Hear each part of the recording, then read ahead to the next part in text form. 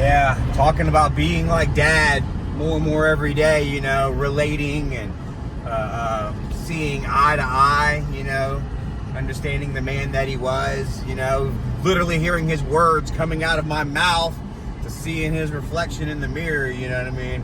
One thing I don't have that man had was the comedy, bro. Dad was one of the funniest fuckers. I lived with him, so sometimes it wasn't so funny as it was just brutal.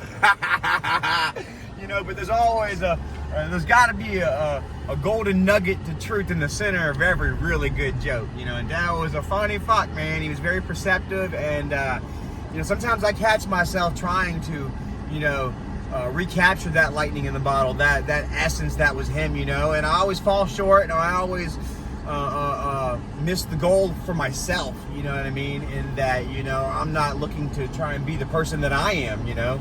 In this world, we're trying to figure out who the hell we are, you know. It's what we really need to be doing anyway, instead of trying to be somebody else, you know. And it's hard, man. It really is hard figuring out who the hell you are, to be able to step back from yourself, to literally unfuck yourself, excuse my language, to step back and literally un-F yourself, break the walls down, you know what I mean, and see who you are truly, you know. And I'm on that quest daily, but the more I look into myself, the more I notice who I am, the more I just see my dad in me, you know. Oh, and that's not a bad thing. Dad was a complex man. He was angry, and he was kind as well, you know what I mean? And I've got all that in me.